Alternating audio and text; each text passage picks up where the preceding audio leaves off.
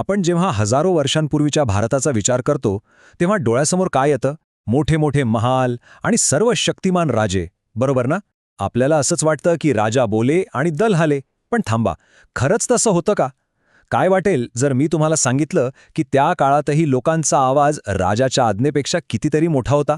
चला तर मग आपल्या प्राचीन लोकशाहीचं हेच रहस्य आज आपण उलगडूया.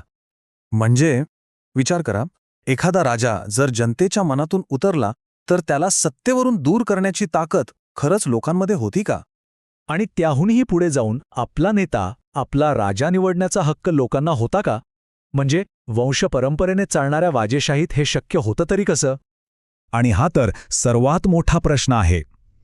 ज्या काळात स्त्रिया पडद्या आड होत्या असं सर्रास मानलं जातं, त्या काळात त्यांना राज्याच्या निर्णय प्रक्रियेत म्हणजे थेट सत्तेत काही स्थान होतं का? चला, या सगळ्या प्रश्नांची उत्तरे शोधायला आपण थेट इतिहासात जाऊया.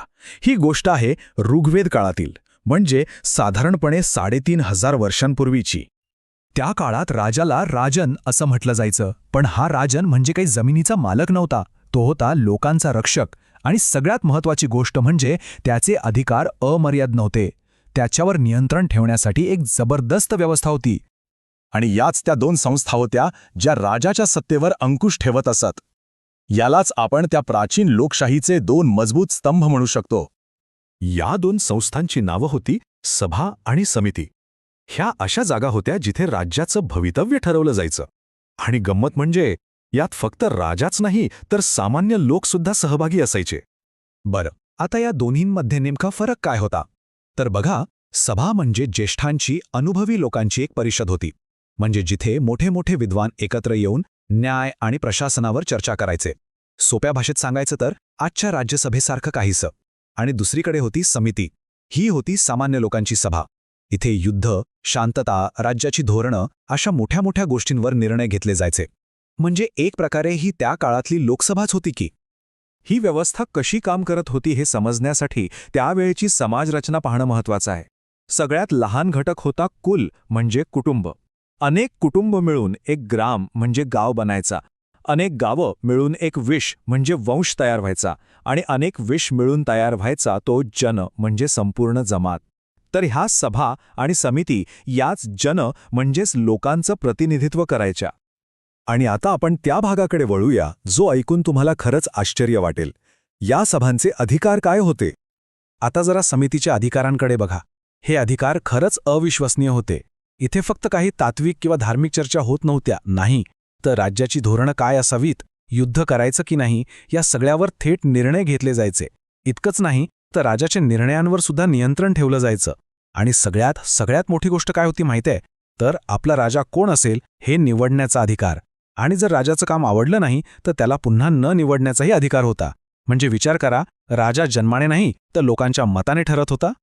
आणि विशेष गोष्ट म्हणजे राजाला समितीच्या बैठकांना हजर राहावंच लागायचं. ही काही त्याची मर्जी नव्हती, तर ते त्याचं कर्तव्य होतं. लोकांच्या प्रतिनिधींसमोर येणं, त्यांच्या प्रश्नांना उत्तरं देणं हे बंधनकारक होतं. यावरूनच लक्षात येतं की राजा लोकांप्रती किती जबाबदार होता. चला, आता या कथेच्या सर्वात प्रगतिशील भागाकडे येऊया. त्या काळात महिलांची भूमिका नेमकी काय होती? इतिहास आपल्याला हेच सांगतो की ऋग्वेद काळात महिलांना प्रचंड सन्मान होता. त्यांना फक्त घरातच नाही तर आध्यात्मिक आणि बौद्धिक विकासासाठी पुरुषांच्या बरोबरीने समान संधी मिळत होती. ज्या स्त्रिया सभेत सहभागी होऊन आपलं मत मांडायच्या त्यांना सभावती असं म्हटलं जायचं. विचार करा, त्या काळात महिलांसाठी एक विशेष राजकीय ओळख होती. हा एकच शब्द दाखवून देतो की महिलांचा राजकीय आणि सामाजिक जीवनात किती सक्रिय आणि सन्माननीय सहभाग होता. त्या फक्त सहभागी होत नव्हत्या, तर त्या विदुषी होत्या. अपाला, घोषा, गार्गी, लोपामुद्रा यांसारख्या 27 ब्रह्मवादिनी स्त्रियांनी तर ऋग्वेदातल्या ऋचांची रचना केली आहे. म्हणजे त्या फक्त राजकीयच नाहीत तर धार्मिक आणि बौद्धिक क्षेत्रातही सर्वोच्च स्थानी होत्या. पण आता प्रश्न हा आहे की या हजारो वर्षांपूर्वीच्या संस्थांचा आजच्या भारताशी काय संबंध? खरं तर सभा आणि समितीची जी तत्त्व होती, म्हणजे सार्वजनिक चर्चा, नेत्यांची जबाबदारी आणि सगळ्यांनी मिळून निर्णय घेणं, हाच तर आजच्या लोकशाहीचा पाया आहे. आपली संसद असो किंवा गावातली ग्रामसभा, या सगळ्यांची मुळं आपल्याला त्या प्राचीन काळात सापडतात. आणि म्हणूनच अनेक इतिहासकार ठामपणे मानतात की भारतीय लोकशाहीची मुळं कुठल्या पाश्चिमात्य देशात नाहीत, तर ती आपल्याच मातीत, आपल्याच वैदिक काळात खोलवर रुजलेली आहेत.